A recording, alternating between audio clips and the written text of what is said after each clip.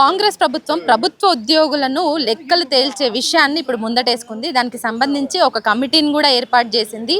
అసలు ఇప్పటికిప్పుడు ఒక కమిటీని ఏర్పాటు చేయాల్సిన అవసరం ఏముంది?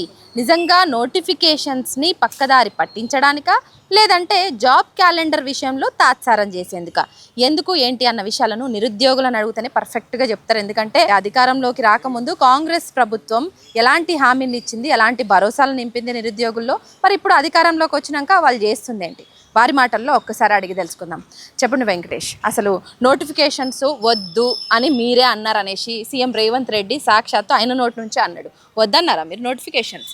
ఒకటి ఏంటంటే 2023 డిసెంబర్ 9 తారీఖు రేవంత్ రెడ్డి గారు పదవి ప్రమాణ స్వీకారం చేసినప్పుడు క్లియర్ కట్గా నేను ఏదైతే సీఎం సీటు ఉందో ఆ సీటు నిరుద్యోగులు పెట్టినటువంటి భిక్ష, నిరుద్యోగులు ఓట్లు వేస్తేనే, నిరుద్యోగులు ఫ్యామిలీలతో ఓట్లు వేపిస్తేనే ఈరోజు సీఎం సీట్ మీద కూర్చున్నా అని చెప్పిండు. నిజంగా రేవంత్ రెడ్డి గారికి నిరుద్యోగుల మీద చిత్తశుద్ధి ఉంటే, నిరుద్యోగుల మీద ప్రేమ ఉంటే అమరవీరుల స్థూపం దగ్గర ముక్కు నీళ్ళకి రాసి క్షమాపణ చెప్పాలి. ఎందుకంటే 60,000 ఉద్యోగాలు వేసి నిజంగా ఏదో మీడియాలో వస్తే మీడియా ముందర ఊకదంపుడు ఉపన్యాసాలు ఇచ్చుడు కాదు రేవంత్ రెడ్డి గారు. గతంలో అంటే కాంగ్రెస్ పార్టీ అధికారం రాకముందు రేవంత్ రెడ్డి గారు ఢిల్లీ నుంచి అశోక్ నగర్ చిక్కడపల్లి సెంట్రల్ లైబ్రరీ దగ్గరకు వచ్చిండు. నువ్వు కూడా చిక్కడపల్లి సెంట్రల్ లైబ్రరీ దగ్గరకు వచ్చి 60,000 ఉద్యోగాలు వేసినామని చెప్పి నిరుద్యోగుల సమక్షంలో చెప్పు, అప్పుడు మేము నిజమైన సీఎంవి, నిజంగా నీకు తెలంగాణ ప్రజల పట్ల విశ్వాసం ఉందని చెప్పి మేము అనుకుంటాం. ఎందుకంటే ఇప్పుడు రేవంత్ రెడ్డి అంటే ఆయన మీడియా ముందర మాట్లాడుతూ ఊకదంపుడు ఉపన్యాసాలు ఇస్తారు, బిల్డప్లో సీఎం అని చెప్పి తెలంగాణ ప్రజలందరూ కూడా అర్థమైపోయింది. డిప్యూటీ సీఎం బట్టి విక్రమార్క గారు కూడా పదే 60,000 ఉద్యోగాలు ఇచ్చినామని అంటున్నారు. కాబట్టి వాళ్ళందరికీ నేను ఏమంటున్నా అంటే, మీరు 60,000 ఉద్యోగాలు వేసిరని అంటారు. నిజంగా 60,000 ఉద్యోగాలు వేసినట్లుంటే ఒకసారి చిక్కడపల్లి సెంట్రల్ లైబ్రరీ దగ్గరకు వచ్చి 60,000 ఉద్యోగాలు వేసినామని చెప్పి చెప్పండి అని చెప్పి నేను వాళ్ళకు సవాల్ వేస్తాను. ఇప్పుడు ఉన్నటువంటి సీఎంఏ చాలా మంది అంటే ప్రతిపక్ష నాయకులకి సవాళ్ళు విసురుతున్నారు. ప్రతి విషయంలో, రైతుల విషయంలో కావచ్చు, ఓపెన్ ఛాలెంజ్లు చేస్తున్నారు గత ప్రభుత్వంలో ఉన్నటువంటి గత సీఎంకి కూడా. సో దాన్ని ఎట్లా చూస్తారు అంటే, ప్రజాపాలన అంటూ వచ్చినటువంటి కాంగ్రెస్ ప్రభుత్వం వచ్చిన తర్వాత పాలనను పక్కన పెట్టి ఇలాంటి అంటే డైవర్షన్ పాలిటిక్స్ చేస్తుంది అనుకుంటున్నారా? ఏం చెప్తారు అసలు? చెప్పమంటే ఎట్లా ఉంది కాంగ్రెస్ పాలన? అంటే వాస్తవానికి రేవంత్ రెడ్డి గారు గత 10 సంవత్సరాలుగా సీఎం కేసీఆర్ గారు నిరుద్యోగులు అంచివేసిండు అని చెప్పి మేము అందరం ఏమనుకున్నాం. చాలామంది మేధావులు కూడా వచ్చి 10 సంవత్సరాలుగా మీకు నోటిఫికేషన్ లేవు, పేపర్ లీకేజ్ జరిగింది కాబట్టి మేము ఖచ్చితంగా ఈసారి అధికారంలోకి వస్తే గతం లోపల 46 జీవో ఏదైతే తీసుకొచ్చారో 46 జీవోని రద్దు చేస్తాం. మెగా డిఎస్సీ అంటే 20,000 పోస్టులతో ఉంటుంది, 20,000 పోస్టులతో ఇస్తాము, 100% నిరుద్యోగులకు న్యాయం చేస్తామని చెప్పిండు. మరి న్యాయం చేస్తా అని చెప్పి ఈరోజు గత ప్రభుత్వం 46 జీవో తీసుకొస్తే 46 జీవో తీసుకొచ్చి గ్రామీణ ప్రాంత విద్యార్థులను మోసం చేస్తే, గత ప్రభుత్వాన్ని మించి మేమేం తక్కువ లేమన్నట్టు 29 జీవో తీసుకొని వచ్చింది. 29 జీవో తీసుకొచ్చి ఏం చేసిందంటే, వాస్తవానికి రాష్ట్రంలో ఉన్నతమైన పోస్ట్ లేదంటే గ్రూప్ 1 ఆ సివిల్స్ కేటగిరీకి 5 years ఉంటే సివిల్స్ ఉద్యోగాలు ఐఏఎస్ ఐపీఎస్ సెలెక్ట్ అవుతారు. అయితే ఆ ఉద్యోగాల్లో జీవో 29 కాంగ్రెస్ గవర్నమెంట్ అంటే గతం లోపల పేపర్ లీకేజ్ జరిగినప్పుడు ఏం జరిగిందంటే, కోర్టు ఏం చెప్పింది, బయోమెట్రిక్ లేనందుకు గ్రూప్ 1ని ప్రిలిమ్స్ని రద్దు చేసింది. సో రేవంత్ రెడ్డి గవర్నమెంట్ ఏం చేసింది, ఇప్పుడు అది హైకోర్టు ఏం చెప్పిందంటే, గ్రూప్ 1 ప్రిలిమ్స్ని రీ ఎగ్జామ్ పెట్టమని చెప్పింది. ఈయన ఏం చేసిన, కాంగ్రెస్ గవర్నమెంట్ వచ్చిన తర్వాత నోటిఫికేషన్ ఇచ్చింది. నోటిఫికేషన్ ఇచ్చి అప్లికేషన్ పెట్టారు. అప్లికేషన్ పెట్టడం వల్ల గతంలో 2 సార్లు ఏదైతే ప్రిలిమ్స్ క్వాలిఫై అయినామో మాట్లాంటి విద్యార్థులు, ఎస్సీ ఎస్టీ బీసీలకు సంబంధించిన విద్యార్థులు ఫస్ట్ సారి సెకండ్ సారి క్వాలిఫై అయిన వాళ్ళము కాంగ్రెస్ గవర్నమెంట్ వచ్చి నోటిఫికేషన్ ఇచ్చి కొత్త అప్లికేషన్ ఎప్పుడైతే తీసుకోవడం స్టార్ట్ పెట్టిందో, కొత్త వాళ్ళు అంటే ఫస్ట్ సారి సెకండ్ సారి క్వాలిఫై కాని వాళ్ళు 3వ సారి క్వాలిఫై అయ్యారు. అంటే ఫస్ట్ సారి సెకండ్ సారి వాళ్ళకి అప్లికేషన్ పెట్టడానికనే ఇష్టం లేదన్నట్టు 3వ సారి వచ్చేసిండ్రు, కాంగ్రెస్ గవర్నమెంట్ వచ్చింది, వాళ్ళు అప్లికేషన్ పెట్టారు, జాబ్లు కొట్టేసారు. మేమేం ఫస్ట్ సారి సెకండ్ సారి క్వాలిఫై అయినాం, మేము క్వాలిఫై కాలేం. అంటే ఖచ్చితంగా కాంగ్రెస్ గవర్నమెంట్ గ్రూప్ 1 ఇష్యూలో 100% జీవో 29 ఎవరిని అడిగి తీసుకొచ్చారు. జీవో 29 తీసుకురావడమే పెద్ద అందులో కాంగ్రెస్ పోస్టులు అమ్ముకున్నదని చెప్పి, దానికి మించి సాక్ష్యం ఏం లేదు. ఖచ్చితంగా గ్రూప్ 1లో మేము కూడా ఇన్వెస్టిగేషన్ చేయాలి. అందులో కూడా అక్రమాలు జరిగినాయి.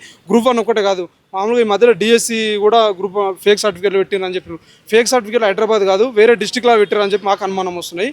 ఖచ్చితంగా గతం ప్రభుత్వం ఏదైతే నోటిఫికేషన్ వేసారో ఆ నోటిఫికేషన్ అన్ని కూడా ఫుల్ఫిల్ చేసింది, కానీ అందులో అక్రమాలు జరిగినాయని మేము అనుకుంటున్నాం. ఖచ్చితంగా కాంగ్రెస్ గవర్నమెంట్ చేసినటువంటి నోటిఫికేషన్ అన్నింటి మీద కూడా ఇన్వెస్టిగేషన్ చేయాలని చెప్పి మేము ఇప్పుడు కూడా అంటే పాత గవర్నమెంట్ గత ప్రభుత్వ గవర్నమెంట్ ఇచ్చినటువంటి నోటిఫికేషన్స్కే వీళ్ళు ఎగ్జామ్స్ కండక్ట్ చేసి నియామక పత్రాలు ఇస్తున్నట్టుగా అనిపిస్తుంది. కానీ 50 నుంచి 60,000 ఉద్యోగాలను మేమే ఇచ్చినామని చెప్పుకుంటున్నారు సీఎంతో పాటు మిగతా మంత్రులు కూడా.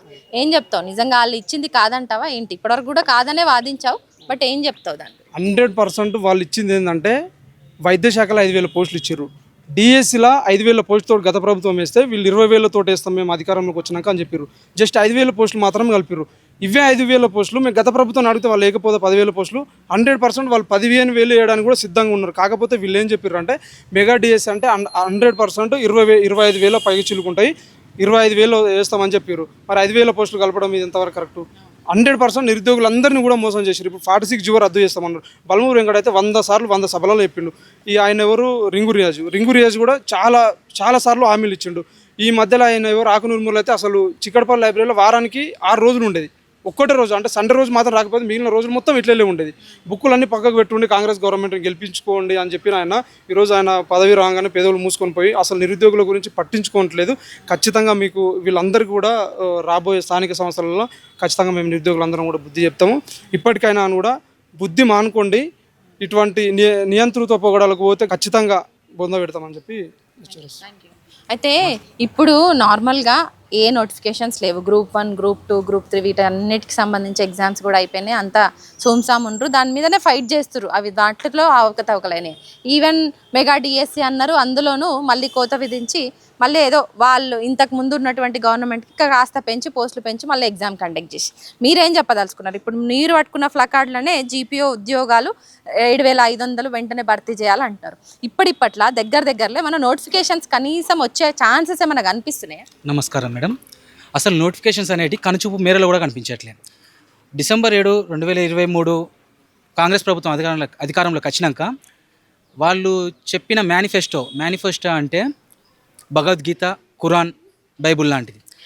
అలాంటి మేనిఫెస్టోలో వాళ్ళు సంవత్సరానికి 2 లక్షల ఉద్యోగాలు ఇస్తామని చెప్పిళ్ళు. అదే మేనిఫెస్టోలో 13 నోటిఫికేషన్లు ఇస్తున్నట్టు, ఒక సంవత్సరంలో కంప్లీట్ అవుతున్నట్టు విత్ డేట్స్ ఇచ్చిళ్ళు.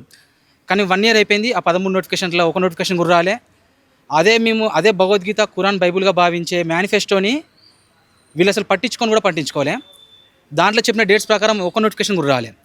అదైపోయాక బట్టి విక్రమార్క గారు డిప్యూటీ సీఎం అసెంబ్లీలో దేవాలయంగా భావించే అసెంబ్లీలో జాబ్ క్యాలెండర్ ప్రకటించిండు.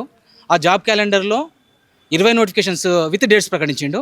ఆ 20 నోటిఫికేషన్స్ ఈ జూలైకి అన్ని నోటిఫికేషన్స్ ఎగ్జామ్స్ కూడా మేము రాసేసి ఉండాలి. కానీ ఇంతవరకు ఈ 20 నోటిఫికేషన్స్లో ఒక నోటిఫికేషన్ రిలీజ్ కాలే, మేనిఫెస్టోలో 13 నోటిఫికేషన్స్లో ఒక నోటిఫికేషన్ రిలీజ్ కాలే. ప్లస్ వాళ్ళు చెప్పిన దాని ప్రకారం జూన్ 2న ఉద్యోగాలను గుర్తించి సెప్టెంబర్ 17 వరకు నియామకాలు పూర్తి చేస్తామని చెప్పిళ్ళు. వాళ్ళు చెప్పిన దాని ప్రకారం జూన్ 2 అయిపోయినాయి, ఒక సెప్టెంబర్ 17 అయిపోయింది, ఇంకో 2 నెలలు అయితే 2 సెప్టెంబర్ 17 కూడా అయిపోద్ది. ఈ లెక్కను చూసుకుంటే ఈ 2 నెలలు కంప్లీట్ అయిపోతే సెప్టెంబర్ 17 వరకు వాళ్ళు 4 లక్షల ఉద్యోగాలు ఇవ్వాలి, సంవత్సరం 2 లక్షల చొప్పున. కానీ ఇంతవరకు ఈ 4 లక్షల ఉద్యోగాలల్లో వాళ్ళు వేసిన ఓన్లీ 10,000 ఉద్యోగాలు. ఆ 10,000 ఉద్యోగాలు కూడా జస్ట్ హెల్త్ డిపార్ట్మెంట్లో ఒక 5,000 వేసిళ్ళు. డిఎస్సి, అది పాత గవర్నమెంట్ ఇచ్చిన డిఎస్సి నోటిఫికేషన్కి ఒక 5,000 ఎక్స్ట్రా పోస్టులు యాడ్ చేసి ఇచ్చిళ్ళు. కానీ వాళ్ళు చెప్పిన హామీ ప్రకారం మెగా డిఎస్సి 20,000 పోస్టులతో మెగా డిఎస్సి వేస్తామని చెప్పిళ్ళు. ఆ మెగా డిఎస్సి అటే పోయింది. ప్లస్ నా నిరుద్యోగ వృత్తి 4,000 పర్ మంత్ ఇస్తా అని చెప్పిళ్ళు. ఈ గవర్నమెంట్ వచ్చి 19 నెలలు అవుతుంది. ఈ 19 నెలల్లో ఒక్కొక్క నిరుద్యోగికి 76,000 రూపాయలు వాళ్ళు అప్పున్నారు. మేము ఇదే చిక్కడపల్లి లైబ్రరీలో పొద్దున్న 5 గంటల నుంచి రాత్రి 11 గంటల వరకు తిండి తినక, నిద్ర లేక, అల్లాడుతూ ఒక్కొక్కడు ఇదే లైబ్రరీలో కష్టాలు పడుతూ అదే 5 రూపాయల భోజనం తింటూ వాళ్ళు ప్రతి ఒక్కరు ఎమోషనల్గా కానీ, ఫిజికల్గా కానీ, మెంటల్గా కానీ చెప్పరాని హింసకు గురవుతున్నారు ప్రతి ఒక్కరు. ఇదంతా కేవలం వీళ్ళందరూ మనసా వాచా కర్మన కాంగ్రెస్ ప్రభుత్వాన్ని నమ్మినందుకు వీళ్ళకి పడుతున్న శిక్ష ఇది. పోనీ ఇప్పటికైనా వేస్తారు అని అనుకుంటే ఎస్సీ క్లాసిఫికేషన్ అని చెప్పి కొన్ని రోజులు ఆపిళ్ళు. సరే, ఎస్సీ క్లాసిఫికేషన్ ఏప్రిల్ 14 అంబేద్కర్ జయంతి సందర్భంగా అసెంబ్లీ తీర్మానించింది. సరే, ఎస్సీ క్లాసిఫికేషన్ అయిపోయింది, మరి నోటిఫికేషన్స్ మళ్ళీ వేస్తారా అనుకుంటే ఎస్సీ క్లాసిఫికేషన్ వేస్తారనుకుంటే వేయలే. అందులో మళ్ళీ బీసీ కులగణన అన్నారు. బీసీ కులగణన అయిపోయినాక వేస్తా అన్నారు, అదే అయిపోయింది, అది చేయలే. తర్వాత జూన్ 2కు ఉద్యోగ నోటిఫికేషన్ రిలీజ్ చేస్తామని చెప్పి ఆ జూన్ 2 కూడా అయిపోయింది. స్వయాన టీజీపీఎస్సీ చైర్మన్ బుర్రా వెంకటేశం గారు మే 30 వరకు అన్ని నోటిఫికేషన్స్, అన్ని ఖాళీలను గుర్తించి నోటిఫికేషన్ ఇస్తామని చెప్పిళ్ళు. ఆ మే 30 కూడా వెళ్ళిపోయింది. ఇప్పుడు మళ్ళీ కొత్తగా ఒక కమిటీ వేసిళ్ళు. ఏందంటే ఆ కమిటీ వీళ్ళకంట ఏ పోస్టులు ఖాళీగా ఉన్నాయి, ఎంతమంది అవుట్సోర్సింగ్లు ఉన్నారు తెలుసుకోవడానికంట. మరి వీళ్ళు 19 నెలల నుంచి ఏం చేసి ఇవన్నీ తెలుసుకోకుండా ఎంతసేపు మమ్మల్ని మభ్యపెట్టి ఇదే లైబ్రరీ ఇదే కూర్చుండబెట్టి మమ్మల్ని హింసించి మానసికంగా హింసకు గురి చేయడం తప్ప వీళ్ళు ఈ 2 సంవత్సరాల్లో చేసిన పని ఒకట్లేదు. వాళ్ళకి ఒక రోజు వచ్చి చదవమని వాళ్ళకి తెలుసు. ఒక రోజు పొద్దున 5 గంటలకు వచ్చి ఇవే బుక్లు పట్టుకొని రాత్రి 11 గంటల వరకు కూర్చొని చదవమని తెలుస్తుంది వాళ్ళకి. మా మెడలు ఎలా వస్తాయి, మా నడుము ఎలా వస్తుంది, మాకు అర్ధాకలితో కూర్చొని చదువుతాం. ఇదే లైబ్రరీలో అర్ధాకలితో ఏ రోజు కూడా కడుపు నిండి అన్నం తినకుండా ఇంట్లో పంపే డబ్బులు చాలక రోజులు గడుపుకుంటూ కష్టపడుతూ చదువుతుంటారు. అలాంటి వాళ్ళని వాళ్ళు నమ్మించి మోసం చేశారు, నమ్మించి గొంతు కోసిళ్ళు. ఇస్తామని చెప్పి మళ్ళీ నిన్నేం చేసిళ్ళు, కమిటీ చేసిళ్ళు. ఈ కమిటీ ఏం చేసిళ్ళు, శాంతకుమారి గారి పర్యవేక్షణలో కమిటీ చేసిళ్ళు. ఆ కమిటీకి ఏంది 60 రోజుల టైం పీరియడ్ ఇచ్చిళ్ళు. ఈ 60 రోజుల టైం పీరియడ్ అంటే నిన్న జూలై 9 సెప్టెంబర్ 9 వరకు వాళ్ళు కమిటీ రిపోర్ట్ ఇవ్వాలి. ఈ సెప్టెంబర్ 9 వరకు ఎలక్షన్ కోడ్ వచ్చేస్తుంది. ఎలక్షన్ కోడ్ ఎలక్షన్ కోడ్ వచ్చేస్తే సర్పంచ్ ఎలక్షన్స్ అవుతాయి, దాని తర్వాత ఎంపీటీసీ ఉంది, తర్వాత జెడ్పీటీసీ ఉంది, తర్వాత జిహెచ్ఎంసీ ఎలక్షన్స్ ఉన్నాయి, తర్వాత బైపోల్ ఎలక్షన్స్ ఉన్నాయి. సో ఈ ఎలక్షన్స్ అన్ని కంప్లీట్ అయిపోతే వాళ్ళు వేస్తారని మాకు నమ్మకం ఎట్టి పరిస్థితుల్లో లేదు. ఇది అయిపోతే మళ్ళీ 2027, 28 మళ్ళీ ఎలక్షన్స్ ముందు మళ్ళీ వచ్చి మళ్ళీ ఆగమగం. మొన్న పైన గ్రూప్ 2, గ్రూప్ 1, గ్రూప్ 2, గ్రూప్ 3 ఏ విధంగా అయితే ఆగమగం చేసేసిలో అది ఎవడో ఫోర్స్ చేసి చేయమన్నట్టు అసలు గ్యాప్ లేకుండా ఒక ఎగ్జామ్కి 15 గ్రూప్ 1 రాసినాక 15 రోజులకు గ్రూప్ 3 రాసినాం, గ్రూప్ 3 రాసినాక 20 రోజులకు గ్రూప్ 2 రాసినాం. అసలు ఒక ఎగ్జామ్ రాసి మనం ఎలా మిస్టేక్ చేసినాం, ఏం తప్పు చేసినాం, మనం ఏం నేర్చుకోవాలి, ఈ ఎగ్జామ్లో ఏం నేర్చుకోవాలి, ఏడ మిస్టేక్ చేస్తున్నాం, మళ్ళీ మనం ఏడ కవర్ అవ్వాలి, ఇది అని తెలుసుకొని మళ్ళీ ఆ వ్యక్తి రీగెయిన్ అయ్యి వాడు మళ్ళీ రీస్టార్ట్ చేసి వాని తప్పులాడు తెలుసుకొని నేర్చుకునేంత టైం కూడా వాళ్ళు మాకు ఇవ్వకుండా. వేయకపోతేనేమో వేయలేదని వెనకాల పడుతురు, వేస్తేనేమో వద్దు అంటుర్రు, రోడ్ల మీదకి వస్తురు, వద్దు గ్యాప్ ఇవ్వమంటుర్రు. అసలు నిజంగా చదువుకునేటోళ్ళు లైబ్రరీలలో ఇళ్ళల్లోనే ఉండరు. పెయిడ్ ఆర్టిస్టులు లేకపోతే ప్రతిపక్షాలు ఉసులు గొల్పిన వాళ్ళే రోడ్ల మీదకి వస్తారు. అసలు వీళ్ళంతా నిజంగా నిరుద్యోగులు కాదు, నిజమైన నిరుద్యోగులు కాదు అన్న మాట మాట్లాడింది. ఎవ్వరు పెయిడ్ ఆర్టిస్ట్ లేరు మేడం ఇక్కడ. ఇంకోటి సీఎం రేవంత్ రెడ్డి గారు పదే ఏమంటుండు, మేము ఉద్యోగ నోటిఫికేషన్లు వద్దని ధర్నా చేస్తున్నారని అంటుడు. ఏ వ్యక్తి కూడా బుర్రున్న ఏ వ్యక్తి కూడా ఉద్యోగ నోటిఫికేషన్లు ఇస్తా అంటే వద్దని, అన్నం పెడతా అంటే తినమని అంటారు ఎవరైనా? ఆయన ప్రతిసారి అదే మాట రిపీటెడ్గా ఒక తప్పు 100 సార్లు చెప్తే, ఒక అబద్ధం 100 సార్లు చెప్తే నిజమైంది అన్నట్టుగా ఆయన చెప్పిందే చెప్పి రిపీటెడ్గా అదే చెప్తున్నాడు. ఉద్యోగ నోటిఫికేషన్లు వద్దు అంటున్నారని. అసలు ఉద్యోగ నోటిఫికేషన్లు వద్దని ఎవరు కూడా ధర్నా చేయలే. ఆ రోజు ధర్నా చేసింది ఏంటంటే, గ్రూప్ 1 కేసు ఆల్రెడీ హైకోర్టులో నడుస్తుంది, మాకు కొద్దిగా టైం ఇవ్వండి, మాకు దాని మీద మేము మా మైండ్ ఇంకా స్టేబుల్గా లేదు, అది స్టేబుల్ అయినాక హైకోర్టు తీర్పు వచ్చినాక ఎగ్జామ్ పెట్టండి అని. ఎగ్జామ్ బిఫోర్ డే కూడా వాళ్ళు ధర్నా చేస్తే, మేమందరం ధర్నా చేస్తే అందరినీ కొట్టి లాఠీ చార్జ్తో కొట్టి మమ్మల్ని ఎక్కడికక్కడ పంపించేసిళ్ళు. ఇదే లైబ్రరీలో కూడా పుస్తకాలు చదివే లైబ్రరీలో కూడా మమ్మల్ని పోలీసులు వచ్చి లాఠీలు పట్టుకొని కొడతా అంటే మేము మురికి లైబ్రరీలో కూడా తలదాచుకున్నాం. ఉద్యోగ నోటిఫికేషన్లు అదని ఎవరు అనలే, ఉద్యోగ నోటిఫికేషన్ కావాలన్నాం. మీరు ఆ రోజు ఏం చేసిల్లంటే, ప్రతి ఎగ్జామ్కి 20 రోజుల గ్యాప్, 15 రోజుల గ్యాప్ ఉంటే ఇంత గ్యాప్ వద్దు మాకు, అది జస్ట్ కొద్దిగా గ్యాప్ ఇచ్చి ఆ రోజు కూడా అడిగింది డిఎస్సి పోస్ట్ పోన్ చేయమని. కానీ వీళ్ళు ఏం చేసినారు, డిఎస్సి పోస్ట్ పోన్ చేయకుండా డిఎస్సి యాసిస్ ఎగ్జామ్ అదే రోజు ఎగ్జామ్ పెట్టేసి గ్రూప్ 2 పోస్ట్ పోన్ చేసారు. అసలు గ్రూప్ 2 పోస్ట్ పోన్ చేయని ధర్నానే చేయలేవాళ్ళు. మేము ఏదైతే చేయకంటామో అది చేస్తున్నామని అంటారు. మేము ఉద్యోగ నోటిఫికేషన్ కావాలని అంటున్నాం, వాళ్ళు అద్దని అంటున్నారు అంటున్నారు. మాకు ఎగ్జామ్కి టైం అంటే అసలైన ఎగ్జామ్కి పోస్ట్ పోన్ చేయాలంటే ఆ ఎగ్జామ్ పోస్ట్ పోన్ చేయకుండా ఇంకో ఎగ్జామ్ పోస్ట్ పోన్ చేసిండు. ఇంకోటి ఈ మేధావులుగా చెప్పుకోబడుతున్న సోకాల్డ్ ఇంటెలిజెంట్ పీపుల్స్ వాళ్ళు ఆ రోజున మా లైబ్రరీకి వచ్చి మమ్మల్ని చెడగొట్టిళ్ళు. మీకు 3 నెలలు మీరు బుక్కులు పక్కకు పెట్టి కాంగ్రెస్ ప్రభుత్వాన్ని అధికారంలోకి తీసుకొస్తే మీకు ఉద్యోగాలు వస్తాయని చెప్పి డే బై డే మినిమం ఒక రోజు తప్పించి రోజైనా వచ్చి ఇదే లైబ్రరీలో మమ్మల్ని రెచ్చగొట్టేవాళ్ళు. వాళ్ళు రెచ్చగొడితే మేమే అనుకున్నాం కదా కాంగ్రెస్ గవర్నమెంట్ వస్తే మన జాబ్స్ మనకు వస్తాయన్న ఉద్దేశంతో మేము బుక్లు పక్క పెట్టేసి లాస్ట్ 3 నెలలు ప్రతి ఒక్కరు ఒక్కొక్క నిరుద్యోగి మినిమం వాళ్ళ ఇంట్లో ఉన్న వాళ్ళని ఇంట్లో వాళ్ళని కలుపుకొని అందరినీ ఒక 5-6 మందిన ఇన్ఫ్లుయెన్స్ చేసి ఓటు వేపించేటట్టు చేసిళ్ళు. ప్రతి నిరుద్యోగి ఒక 5-6 మందిన ఇన్ఫ్లుయెన్స్ చేసిళ్ళు. అందువల్ల వాళ్ళు గెలిచిళ్ళు తప్ప వాళ్ళు గెలిచింది పెద్ద డిఫరెన్స్తో నేను గెలవలే. వాళ్ళు జస్ట్ 2% ఆఫ్ ఓట్లతో గెలిచిళ్ళు. ఆ 2% ఆఫ్ ఓట్లు మేము కరెక్ట్గా మీకు సపోర్ట్ చేయకపోయి ఉంటే మీరు ఈరోజు అధికారంలోకి వచ్చేవాళ్ళు కాదు, ఈ విధంగా మాట్లాడేవాళ్ళు కాదు. మీరు చెప్పండి. అంటే ఇప్పుడు ఒక కమిటీని ముందట పెట్టుకుంది, ప్రభుత్వ ఉద్యోగుల లెక్కలు తేల్చాలి, కాంట్రాక్టా లేదంటే నార్మల్ ఉద్యోగుల, అసలు ఇప్పటికిప్పుడు ఇది ముందట పెట్టుకోవడానికి వెనకాల రీజన్ ఏమనుకుంటారు? ప్రభుత్వం ఇప్పుడు నిన్న మాజీ సిఎస్ శాంతకుమార్ గారి నేతృత్వంలో ఉద్యోగుల లెక్కలు తేల్చడానికి కమిటీ వేసింది. ఈ కమిటీ వేసి నిరుద్యోగులను పక్కదారి పట్టించడానికి తప్ప ఈ కమిటీ ఉద్దేశం ఏంటో అర్థం కావట్లేదు.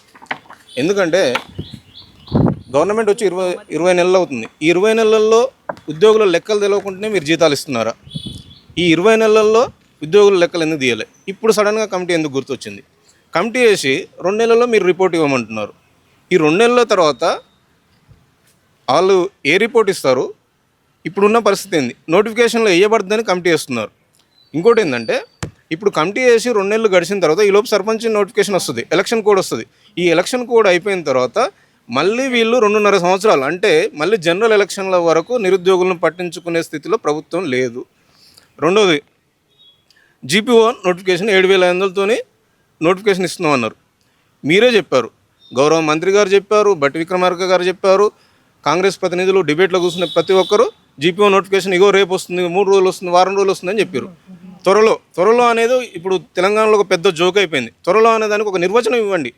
నిర్వచనం ఇస్తే త్వరలో అంటే గిన్ని రోజులు లేకపోతే గిన్ని నెలలు గిన్ని సంవత్సరాలు ఏదో ఒకటి చెప్తే దాన్ని పట్టుకొని నిరుద్యోగులు ఇక్కడ ఉండాలన్నా లేకపోతే వెళ్ళిపోయి ప్రత్యామ్నాయంగా ఏదైనా చూసుకోవాలన్నా తెలుస్తుంది.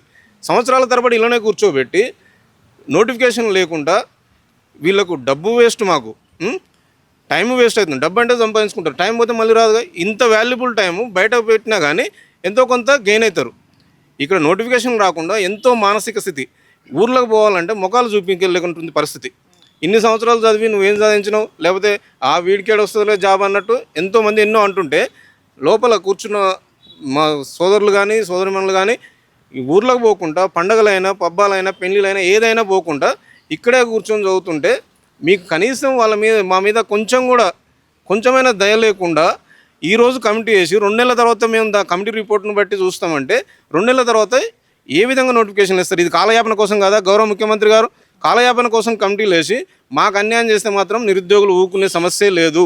మేము సండే వరకు ఇంకో విషయం, ఇక్కడ నుంచి లైబ్రరీ నుంచి నిరుద్యోగులకు ఒక విన్నపం, మీరు ఎవరైతే ఇండివిజువల్గా బయట మనందరం కొట్లాడుతున్నారు ఎవరికి వాళ్ళు, దయచేసి నిరుద్యోగులు పేరు అయితే చెప్పను, పేరు చెప్పడం పేరున అందరికీ కొట్లాడే వాళ్ళందరూ మనందరం ఒక తాటిపైకి వస్తే తప్ప ఈ గవర్నమెంట్కు సెగ తలగదు. ఇండివిజువల్గా కొట్లాడితే వీళ్ళు ఈజీగా తీసుకుంటున్నారు. అలా కాకుండా మనందరం కలిసి, అది దిల్సుఖ్ నగర్ కావచ్చు, అశోక్ నగర్ కావచ్చు, చిక్కడపల్లి కావచ్చు, డిస్టిక్లలో ఉన్న వాళ్ళు కావచ్చు, ఎవరైనా ఒకే జేఏసీ కింద పనిచేద్దాం, మన యొక్క వాయిస్ను గట్టిగా వినిపిద్దాం, ప్రభుత్వానికి మన యొక్క సత్తా తెలిసేలాగా ప్రోగ్రాంలు కండక్ట్ చేసి వాళ్ళకు చూపిద్దాం. దయచేసి అందరూ ఒకే వేదిక మీదకి రావాలి, మనం కూర్చొని మాట్లాడుకుందాం, సమస్యలు ఏమున్నాయి, మనం ఏ విధంగా ముందుకు పోవాలనేది మాట్లాడుకుందాం. దయచేసి అందరూ కలిసి రావాలని కోరుతున్నాను. మీరు పట్టుకున్న ప్లకార్డ్ కి సంబంధించిన మీనింగ్ మీరే చెప్పాలి. త్యాగాలు మావే అని నేనే చెప్తా, ఖచ్చితంగా త్యాగాలు మావే. గౌరవ ఆకునూరి మురళి గారు, కోదండరామ్ సారు, బల్మూరి వెంకట్ గారు అండ్ రియాజ్ గారు వీళ్ళు వచ్చి ఒక్క నెల పుస్తకాలు పక్కన పెట్టండి, మన ప్రజాప్రభుత్వం వస్తుందని చెప్పారు.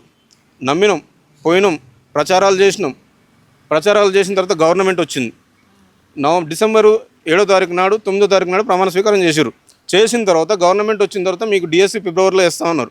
డిఎస్సి నోటిఫికేషన్ ఇచ్చిన తర్వాత వాళ్ళు ఎన్ని కలిపారు? ఒక 5,000 పోస్టులు కలిపారు. మళ్ళీ ఎమ్మటే ఎంపీ ఎలక్షన్లు వచ్చినాయి మేడం. ఈ ఎంపీ ఎలక్షన్లలో కూడా మనం కష్టపడ్డ ప్రభుత్వానికి మళ్ళీ సపోర్ట్ చేయాలని మేము పుస్తకాలు పెట్టి మళ్ళీ ప్రచారానికి పోయిన తర్వాత నువ్వు హెచ్డబ్ల్యూకి డిఎస్సికి వచ్చేసి కేవలం 20 రోజులు టైం ఇచ్చారు.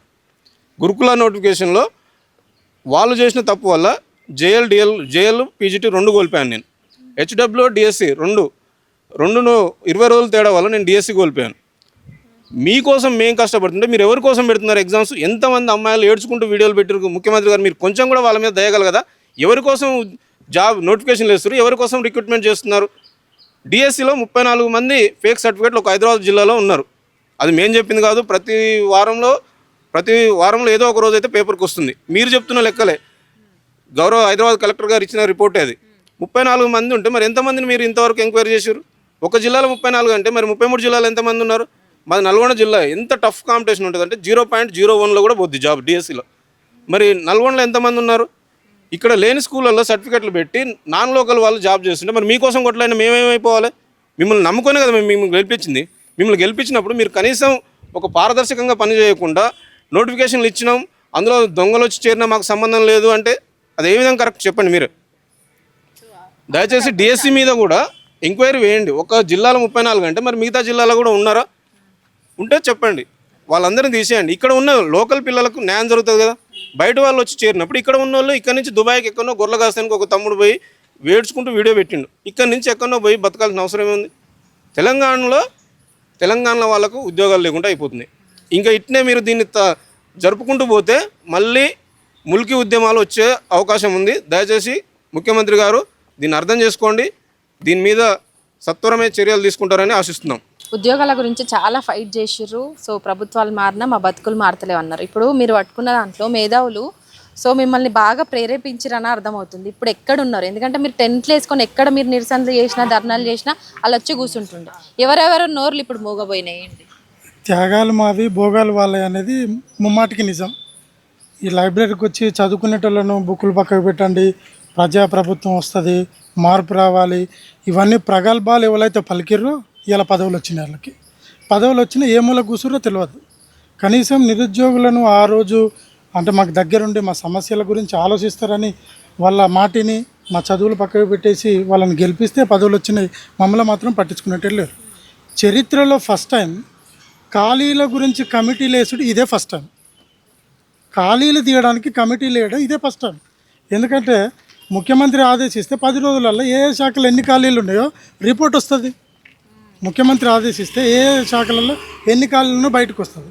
ఇది క్లియర్గా అర్థమవుతుంది. మళ్ళీ ఒక 2 నెలలు టైంపాస్. మరి మీకు తెలిసిన ఇన్ఫర్మేషన్ అక్కడ సీఎం కి ఎందుకు తెలుస్తలేదు? అదే ఇప్పుడు ఎట్లుందంటే సీఎం కూడా కొన్ని తెలిసి కొన్ని తెలియక, కొన్ని తెలిసి ఇప్పుడు మధ్యలో నిరుద్యోగులకి ముఖ్యమంత్రికి మధ్య ఉన్న వాళ్ళు ఎవరైతే ఉన్నారో వాళ్ళు ముఖ్యమంత్రిని చాలా మిస్గైడ్ చేస్తున్నారు. ఒక ఆయన అంటాడు జూలై 1st వారంలో నిరుద్యోగులకు తీపి కబురు అంటాడు. ఒక ఆయన అంటాడు ఆగస్టు 1st వీక్లో జాబ్ క్యాలెండర్ అంటాడు. ఒక ఆయన అంటాడు త్వరలో అంటాడు. కానీ ఇప్పుడైతే ఒక క్లారిటీ అయితే వచ్చింది. కమిటీ వేసి 2 నెలలు కొంచెం కాలయాపన అయితే చేస్తున్నారు. కాలయాపన దేనికి ఉండొచ్చు? ఇప్పుడు మళ్ళీ పంచాయతీ ఎలక్షన్స్ వచ్చినాయి అంటే దాని తర్వాత వచ్చే ఎలక్షన్స్ అన్ని జెడ్పీటీసీ, ఎంపీటీసీ కావచ్చు, జిహెచ్ఎంసీ ఎలక్షన్స్ ఇట్లాంటివన్నీ వచ్చేసి ఎలక్షన్స్ కోడ్ అంటూ మళ్ళీ నోటిఫికేషన్స్ ఏవి కూడా రిలీజ్ కానటువంటి సిచ్యువేషన్ మీ ముందుంది. ఏం చెప్తారు దాని గురించి? స్పష్టంగా కనపడుతుంది. అంటే నోటిఫికేషన్లు వస్తాయా రావా, జాబ్ క్యాలెండర్ ఇస్తారా ఇవ్వరా అనేది స్పష్టంగా కనపడుతుంది. ఇప్పుడు కనీసం ఈ పంచాయతీ ఎలక్షన్ల నోటిఫికేషన్ కంటే ముందు ఒక జీపీఓ నోటిఫికేషన్ అన్న రిలీజ్ అవుతుందని అందరం ఆశతోటి ఉన్నాం. ఈ కమిటీ వేయడం వల్ల అసలు వాళ్ళు ఆల్రెడీ మొన్న జీపీఓ పాత ఎంప్లాయీస్కి నోటిఫికేషన్ ఇచ్చి ఎగ్జామ్ పెట్టి ఇదంతా ఇచ్చేసారు. వాళ్ళకి ఇష్టం లేదు. ఎంతమంది జాయిన్ అయ్యారో ఎగ్జామ్ రాసారు, జాయిన్ అయిపోయారు. మళ్ళీ నోటిఫికేషన్ ఇవ్వడం ఏంటి? అసలు ఇక్కడ మాకు నోటిఫికేషన్ కావాలని అనుకోమో ఇస్తలేడు, అవసరం లేదు అన్నట్టు అనుకో మళ్ళీ నోటిఫికేషన్ ఇస్తాడు. వీళ్ళకి అవగాహన ఉన్నట్ట లేనట్ట అది వాళ్ళ విజ్ఞతకే వదిలేస్తుంది. అంటే నేను లైబ్రరీలో ఫస్ట్ ఎంటర్ అవ్వగానే చాలా గమనించా.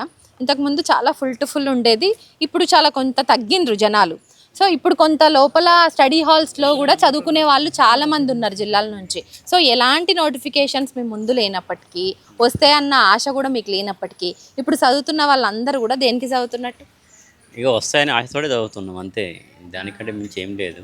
ఈ రోజు కానీ రేపు కానీ వస్తుంది అన్నట్టు చదువుతున్నాం అంతే. సో మరి ఎట్లుంది ఇప్పుడు కాంగ్రెస్ ప్రభుత్వం ప్రజాపాలన అంటూ వచ్చింది. అసలు ఎస్పెషల్లీ నిరుద్యోగులను అడ్డం పెట్టుకొని గెలిచిందని కూడా అందరు అంటారు. మరి అలాంటి నిరుద్యోగులనే ఎందుకు చులకన చేసి చూస్తుంది? మీరు మాట్లాడితే అంటే మీరు మాట్లాడిన దానికి అగెన్స్టే మాట్లాడుతున్నారు తప్ప కనీసం మీ సైడ్ ఉన్నట్టు మీకు కొంత ఆశ కలిగించినట్టు ఒక మాటలు కూడా రావట్లేదు. నోటిఫికేషన్స్ వద్దన్నారు, పెయిడ్ ఆర్టిస్టులు అన్నారు, నిరుద్యోగులను అనరాని మాటలు అన్నీ అంటున్నారు సీఎం హోదాలో ఉండి కూడా. ఏం చెప్తారు దాని గురించి? అది అనడం అట్లా కరెక్ట్ కాదు. ఇట్లా పేడ్ ఆర్టిస్ట్ ఎవరు లేరు. పేడ్ ఆర్టిస్ట్ ఉంటే మేము ఇక్కడ ఎందుకు ఇట్లా కష్టపడతాం? అది కరెక్ట్ కాదు. అది అంటే వాళ్ళు వేరే అంటే అగెనెస్ట్గా గవర్నమెంట్ మీద బురద చల్లే ప్రయత్నమే తప్ప అది మాకైతే సంబంధించిన విషయం కాదు. అట్లా అనడం సబబు కాదని మేము మాకు నోటిఫికేషన్ ఖచ్చితంగా వేయాలి. ఎందుకంటే మా వయసు అయిపోతుంది, పెళ్ళి లేదు, ఏం లేదు. ఎక్కడ నుంచి, ఏ జిల్లా నుంచి వచ్చినావు? ఎన్ని సంవత్సరాల నుంచి ఇక్కడ ఈ లైబ్రరీలోనే చదువుకుంటూ ఏ ఎగ్జామ్స్ అటెండ్ చేసినావు? సో వాటి రిజల్ట్స్ ఎట్లా ఉండే ఏంటి? ఇప్పుడు ఏం కోరుకుంటున్నావు గవర్నమెంట్ నుంచి? ఏం విజ్ఞప్తి చేస్తున్నావు గవర్నమెంట్కి? ఏం డిమాండ్ డిమాండ్ అంటే మాకు ఖచ్చితంగా డిఎస్ చేయాలి మేడం. ఎందుకంటే లాస్ట్ టైం 5 మార్క్స్లో వెళ్ళిపోయింది జాబు, కోల్పోయినా. నేను 2 ఇయర్స్ నుంచి ఇక్కడ నుంచి కష్టపడుతున్నా వచ్చి. ఏ జిల్లా నుంచి? మాది కొమరంభీం జిల్లా. సో ఖచ్చితంగా ఈసారన్నా వస్తుంది అనే మెగా డిఎస్సి అన్నారు. మెగా డిఎస్సిలో కనీసం ఒక 1000 పెంచిండు అంతే. దాదాపుగా చాలామంది మేము లాస్ అయినాం. అంటే కాంగ్రెస్ గవర్నమెంట్ వస్తే ఒక 16-20 వేలు పోస్టులు వస్తాయని అనుకున్నాం. బట్ అట్లా చేయలేదు. అదే పోస్టులు లేకపోవడం వల్ల మళ్ళీ మేము చాలామంది నిరుద్యోగులుగానే వెళ్ళిపోవాల్సి వచ్చింది. పోస్టులు పెంచితే మేము ఈ టైంకి ఇక్కడ ఉండకపోయేవాళ్ళం. అధికారంలోకి రాకముందు మెయిన్గా నిరుద్యోగులను టార్గెట్ చేస్తూ 2 లక్షల ఉద్యోగాలు, మమ్మల్ని అధికారంలోకి తీసుకొస్తే 2 లక్షల ఉద్యోగాలను తీసుకొస్తామనేసి చెప్పిండ్రు.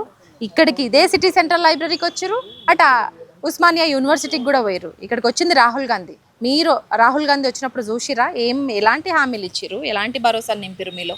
రాహుల్ గాంధీ ఇక్కడ చిక్కడపల్లి లైబ్రరీకి వచ్చి అందరినీ ఒక దగ్గర గుంపు చేసి మీకు కాంగ్రెస్ ప్రభుత్వం అధికారంలోకి వచ్చిందంటే తెలంగాణలో ఏడాదిన్నరలనే 2 లక్షల ఉద్యోగాలు ఇస్తామని హామీ ఇచ్చారు. చాయ్ పే చర్చ, ఇక్కడ చాయ్ తాగి విద్యార్థులతో ఇక్కడ చర్చ చేశారు. అప్పుడు సీఎం రేవంత్ రెడ్డి గారు పక్కనే ఉన్నారు. ఇక్కడ నిలబడ్డ ప్రతి ఒక్క నిరుద్యోగి అందరు ఇక్కడనే అందులో పాల్గొన్నారు. అప్పుడు రాహుల్ గాంధీ వచ్చి ఈ లైబ్రరీ దగ్గర వచ్చి హామీ ఇచ్చాడు. 2 లక్షలు కాంగ్రెస్ ప్రభుత్వం వస్తే 2 లక్షల ఉద్యోగాలు ఖచ్చితంగా మీకు వస్తాయి, మీరు ఖచ్చితంగా గెలిపియండి అని హామీ ఇచ్చారు.